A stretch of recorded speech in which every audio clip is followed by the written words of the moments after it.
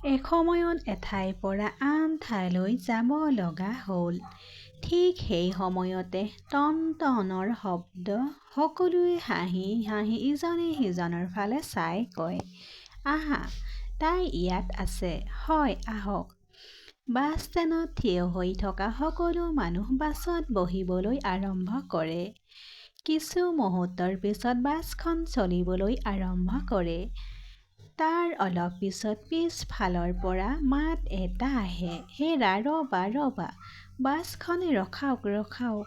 চিঞৰি এজনী ছোৱালীয়ে বাছখন ধৰিবলৈ মাতি দৌৰি আহে।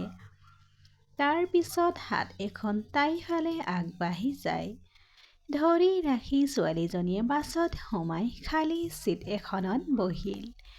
ছোৱালীজনীৰ কাষতেই ৰঙা শাৰী পিন্ধা অতি ধুনীয়া ২৫ বছৰীয়া ছোৱালী এজনীয়ে চেতন ভগতৰ বিখ্যাত উপন্যাস হাফ গাৰ্লফ্ৰেণ্ড পঢ়ি আছিল। তেতিয়া এই ছোৱালীজনীয়ে ধেমালিতে ছোৱালীজনীক সুধিলে, তুমি কাৰ হাফ গাৰ্লফ্ৰেণ্ড? ছোৱালীজনীয়ে কয়, আছিলা। সেই ছোৱালীজনীৰ মুখৰ হাঁহিটো ক্ষন্তেকতেই নোহোৱা হৈ যায় আৰু নিৰাশাই ঠাই লয়। তাই ছোৱালীজনীক সুধিছে, আছিল নেকি অৰ্থ? কিছু সময়ৰ পাছত ছোৱালীজনীয়ে কয়, মোৰ নাম অনামিকা। সেই ছোৱালীজনীয়ে ক'লে, জ্যোতিকা? হয়, মোৰ নাম জ্যোতিকা। অনামিকাই আৰু ক'লে, মই দিল্লী বিশ্ববিদ্যালয়ৰ দৰ্শন বিজ্ঞানৰ শিক্ষয়িত্ৰী। আলোক মোৰ জীৱনৰ এটা সুন্দৰ মুহূৰ্ত আছিল, যাৰ লগত মই গোটেই জীৱনৰ সপোনবোৰক লালন পালন কৰিছিলোঁ। পৰিচয় বক্তৃতাৰ সময়ত প্ৰেক্ষাগৃহত আলোকক লগ পাইছিলোঁ। আলোক বৰ উল্লাসিত আৰু উল্লাসিত মনৰ আছিল। সকলোৰে লগত হাঁহি ধেমালি কৰাটো তেওঁৰ স্বভাৱ আছিল। বিপৰীতে মই এগৰাকী লাজ লগা আৰু নিসংগৰ ছোৱালী আছিলোঁ।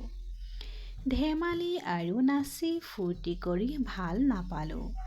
কিন্তু তথাপিও আমাৰ লগ পোৱাটো চুম্বকৰ মেৰুৰ দৰে আছিল, যিবোৰ একেলগে আছিল যদিও বিপৰীত দিশত আছিল। জ্যোতিকাই অলপ কৌতূহলী হৈ সুধিলে, গতিকে পাৰস্পৰিক প্ৰেম? মানে তোমাৰ আৰু আলোকৰ সম্পৰ্ক কেনেকৈ গঢ় লৈ উঠিল? অনামিকাই ক'লে, আমাৰ কলেজৰ ছিনিয়ৰসকলক বিদায় পাৰ্টি দিব লাগিছিল।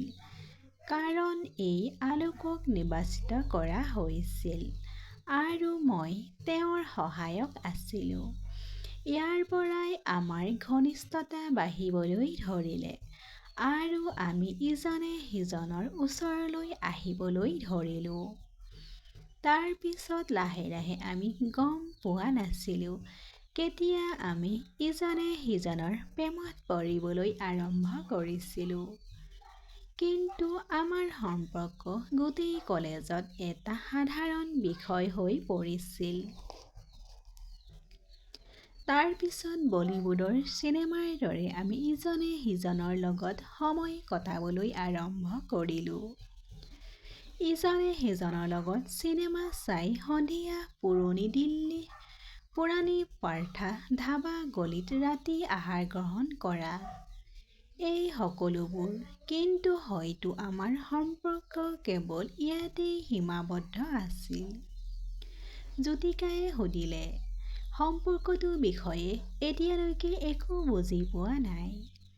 অনামিকাই কয়, আলোকৰ পিতৃ-মাতৃৰ এটা ব্যৱসায় আছিল। তেওঁলোকে বিচাৰিছিল যে আলোকে তেওঁলোকৰ ব্যৱসায়টো ল'ব আৰু তেওঁলোকৰ সপোন পূৰণ কৰক। কিন্তু আলোকে অভিনেতা হ'ব বিচাৰিছিল। সেইবাবে তেওঁ এই কলেজখন বাছি লৈছিল যাতে তেওঁ ইয়াত থাকিব পাৰে আৰু নিজৰ কেৰিয়াৰটো আগবঢ়াই নিব পাৰে। কোল্ড ৱৰ্ক, অভিনয় কেৰিয়াৰ আৰু MBA দুয়োটাতে আৰু দুয়োটা সপোন পূৰণ কৰিব পাৰিলেহেঁতেন। তেনেকুৱা এটা সন্ধিয়া পাৰ্কত দুয়োজনে ইজনে সিজনৰ লগত বাহুত হাত ধৰি বহি আছিলোঁ। ঠিক তেনেতে আলোকৰ ফোনটো বাজি উঠে। ফোনত পাপাৰ নামটো দেখি সি চিন্তিত অৱস্থাত মোৰ ফালে চাই কয়, পাপাই ফোন কৰিছে। মই তেওঁক ফোনটো তুলি ল'বলৈ কওঁ। তাৰ পিছত হঠাতে বাছখন জোৰেৰে ব্ৰেক মাৰি ৰৈ যায়। যাত্ৰী কিছুমান নামি কোনোবা বাছত উঠে। অনামিকাই আৰু কয়, আলোকে মোক তাত অকলে এৰি থৈ ৰিক্সা এখনত বহি হস্পিতাললৈ গ'ল। তাৰ পৰাই কিছু মুহূৰ্তৰ পিছত ওলাই যাওঁ। কিছুদিনৰ পাছত কলেজৰ কেণ্টিনৰ এটা চুকত বহি থকা আলোকক লগ পাওঁ। মই তেওঁৰ ওচৰলৈ গৈ সুধিছোঁ, কি হ'ল আলোক? দেউতা ঠিকে আছেনে? আলোকে মোক কয়, পাপাৰ হাৰ্ট এটেক হৈছে। আৰু মই সুধিলোঁ, আৰু কি আলোক? আলোকে ক'লে, দেউতাই কেৰিয়াৰ কথা সুধিছে। মই সুধিলোঁ, কি ক'লা আলোক? আলোকক ইমান চিৰিয়াছ হোৱাৰ প্ৰথম দেখিছিলোঁ। আলোকে নিজৰ সকলো সময় কেৱল অভিনয় জীৱনৰ বাবে উৎসৰ্গা কৰিছিল। গতিকে MBAৰ চূড়ান্ত পৰীক্ষাত উত্তীৰ্ণ হোৱাটো তেওঁৰ বাবে অতি কঠিন হৈ পৰিছিল।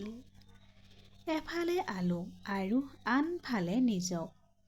তাৰ পিছত আলোকৰ পৰা দূৰত্ব সৃষ্টি কৰিবলৈ ধৰিলোঁ। আলোকক আওকাণ কৰিবলৈ ধৰিলোঁ। তেওঁ ফোনটো তুলি লোৱা বন্ধ কৰি দিলোঁ। আনকি তেওঁৰ মেছেজৰ ৰিপ্লাইও বন্ধ কৰি দিলোঁ। কলেজ চৌহদত এদিন মোৰ হাতত ধৰি সুধিলে, মই কিয় তেওঁৰ লগত এনেকুৱা কৰি আছোঁ। তাই মোক বাৰে বাৰে এনেকৈ সুধি থকাৰ বাবে মই তাইক মিছা কথা কৈছিলোঁ। মই তোমাক ভাল নাপাওঁ, মই তোমাক ভাল নাপাওঁ। তুমি মাথো মোৰ টাইম পাছ, মাথো মোৰ টাইম পাছ। পুতলা খেলনাৰ দৰে তোমাৰ লগত খেলিলোঁ যেতিয়ালৈকে মোৰ মন গ'ল। যেতিয়াই মই সন্তুষ্টি হ'লোঁ, মই খেলা বন্ধ কৰি দিলোঁ। গোটেই কলেজখনে এই সকলোবোৰ চাই আছিল। মোৰ আচৰণত সকলোৱে স্তম্ভিত হৈ পৰিছিল। কোনেও বুজিব পৰা নাছিল যে মই আলোকক বৰ ভাল পাওঁ। তাৰ পিছত এই সকলোবোৰ। আলোকক লগ নোপোৱাকৈ চহৰখন সলনি কৰিলোঁ। ঠিক তেতিয়াই কণ্ডাক্টৰে মাত মাতে, দিল্লী ইউনিভাৰ্চিটিৰ মানুহবোৰ, ওলাই আহক। অনামিকা পাৰ্চটো কান্ধত লৈ বাছখনৰ পৰা ওলাই যায়। জ্যোতিকাই ভাবিবলৈ আৰম্ভ কৰিলে, অনামিকা কিয়? আলোকৰ চকুত পৰিল। আটাইবোৰৰ পিছতো কিয়? ঠিক তেতিয়াই জ্যোতিকাই দেখিছে অনামিকাৰ আসনত ৰখা সেই একেখন উপন্যাস, হাফ গাৰ্লফ্ৰেণ্ড। তাই তুলি লৈ কেইমুহূৰ্তমানৰ পিছত পঢ়িবলৈ আৰম্ভ কৰে। তাৰ পিছত বাছ চালকজনে ৰেডিঅ'টো অন কৰে।